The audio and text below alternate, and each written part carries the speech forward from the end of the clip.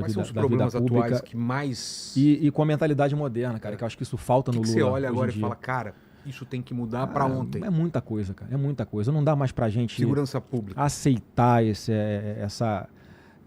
a legislação penal frouxa. Pra mim, segurança pública vai ser uma coisa, mais uma vez, que a gente tem que ser radical, porque tem que ter um estanque nessa hemorragia, nessa sangria, cara. Você colocaria as facções como sem nenhuma dúvida. terroristas? Sim, porque são.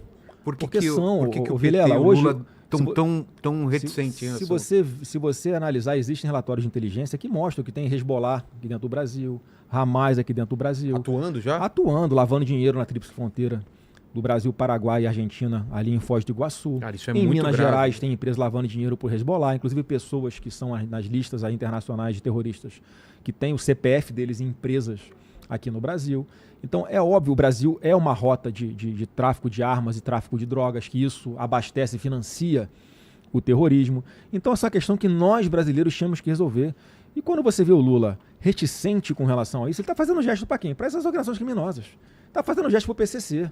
Está fazendo gesto, não tem como não o argumento não dele entender. é que os Estados Unidos ou qualquer outro país poderia Isso é ferir, mentira, isso é entrar mentira. aqui para combater o terrorismo.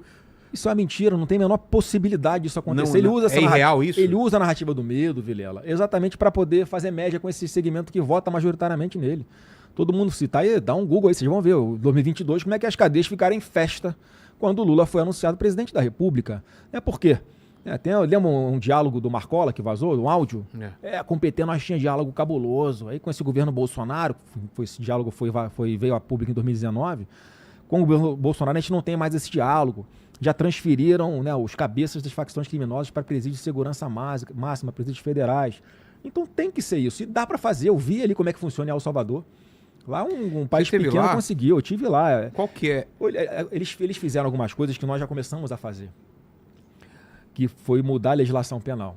Lá são várias coisas, mas a lógica era a mesma, tá? O Vilela lá são chamadas pandilhas, que são as organizações criminosas que tem aqui no Brasil. Que eram essas organizações criminosas que dominavam territórios. Então, eles tinham que recuperar esse território. E como havia um modus operandi dessas quadrilhas, havia uma hierarquia, eles eram uma espécie de empresa do crime. Eles eram um governo paralelo que impunham as suas leis naqueles locais. Então, assim, eles criaram lá um crime de pertencimento a uma organização criminosa. Então, o simples fato de você ser identificado como pertencendo a uma pandilha daquela... São tatuagens, né? Isso também ajudava a identificar. Eu ajudava a identificar. Lá, por exemplo, tinham facções criminosas que quando você via tatuagem que eram gotinhas no rosto do vagabundo, Sim. Aquilo era a quantidade de policiais que ele já tinha matado. Cara. Aí tinha alguns desenhos que identificavam, essa aqui é da pandilha A, essa aqui é da pandilha B. Então eles conseguiu criaram fazer eles mudaram a legislação penal, criaram esse crime de pertencimento a uma facção criminosa e começava apenas com 20 anos de cadeia e sem direito a nenhum benefício de progressão de regime, essas coisas. Aqui a gente fez isso agora, recentemente. Eu até ajudei a construir, junto com o Derrit, foi o relator desse projeto na Câmara dos Deputados. O Lula, por medo de ser vinculado a um defensor de bandidos e não defensor das vítimas, como nós defendemos o cidadão de bem, ele acabou sancionando as partes principais e hoje, no Brasil, você pertencer a uma organização criminosa também começa uma pena de 20 anos de reclusão. A gente mudou o percentual da pena que a pessoa tem que cumprir para ter direito a uma progressão de regime, por exemplo. Nós mudamos os critérios para audiência de custódia, ou seja, que essa porta giratória que o marginal rouba, tem 100 inquéritos por roubo de celular, o cara pega o roubo de celular de novo e é solto no mesmo dia na audiência de custódia, isso vai acabar. Agora é uma espécie de... É um Como critério faz? lá que é uma habitualidade criminosa. Então, apesar da pessoa não ter uma condenação transitada em julgado, porque ela só é reincidente quando ela comete um crime, novamente, ela é condenada a segunda vez, já tendo uma condenação transitada em julgado anteriormente. Agora não, se o cara é um criminoso habitual, o juiz já pode, ao invés de conceder a liberdade provisória para ele, manter ele preso. A gente criou o crime autônomo de porte de fuzil, que não tinha. O STJ, o Superior Tribunal de Justiça, no final de 2024, eles entenderam que o fuzil era um instrumento de trabalho do traficante de drogas. Porque numa situação em que um cara foi condenado por tráfico de drogas, portando um fuzil também, ao invés de eles considerarem isso um crime autônomo, ou seja, o cara vai responder pelo tráfico de drogas e pelo porte ilegal de fuzil, fuzil não é para fazer eles coisa boa, consideraram que esse aqui era um instrumento para garantir a atividade final dele Então, ao invés de ter uma pena maior, ele tinha um aumento da pena do crime de tráfico de drogas. Então, hoje não, o cara responde pelo tráfico de drogas, pelo porte ilegal de fuzil e por pertencer a uma organização criminosa. E o chefe de uma organização criminosa, só nesse tipo de crime, pode chegar a ter 80 anos de condenação. Então, assim, é para nunca mais sair. Isso tem que passar um recado para quem quer continuar investindo nessas atividades criminosas, porque se for pego, vai ser preso e não vai sair. Vai ter que continuar e se enfrentar a polícia, vai ser neutralizado. Tem que ser assim mesmo, como aconteceu no Rio de Janeiro. Não dá mais, ninguém suporta mais essa situação. E não tem, é indefensável. A gente tem que defender o direito de ir e vir das pessoas, a soberania da pessoa sobre o seu celular, sobre a sua bolsa. Isso tem que acontecer. Hoje no Brasil, a gente tem cerca de 200 mil mandados de prisão em aberto que não foram cumpridos. E por que não foram? Porque por causa da impunidade, você não consegue investigar, a pessoa foge, você não tem número de policiais suficiente, você não tem tecnologia o suficiente para auxiliar as polícias. Enfim, então é uma série de fatores.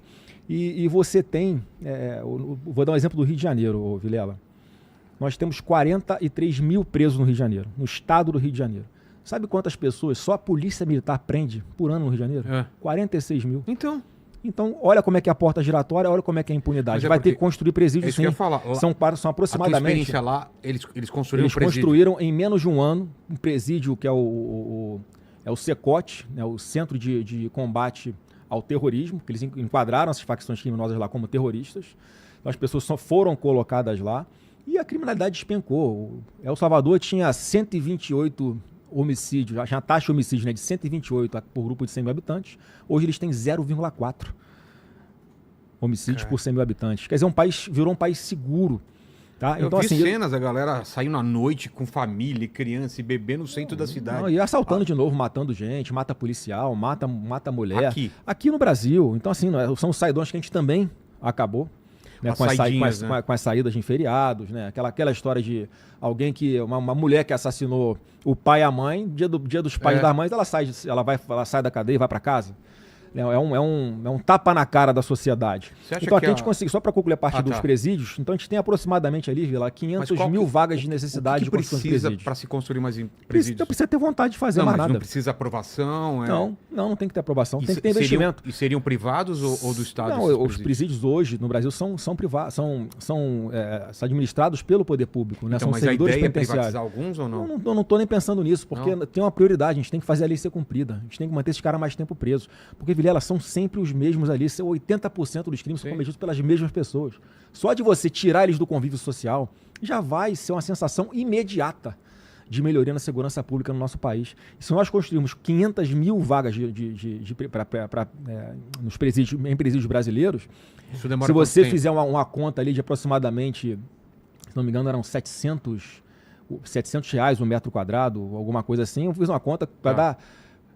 Com 35 bilhões aproximadamente, você consegue construir essas vagas. Só para você ter uma ideia, só o que a Polícia Federal estima que foi desviado na investigação da Lava Jato são 42 bilhões. Quer dizer, dá para construir esses presídios, ainda sobram 7 bilhões, né, para você usar, para qualificar essas pessoas, dar uma alternativa para que eles deixem a vida do crime em algum momento, que eles se profissionalizem, se alfabetizem, enfim.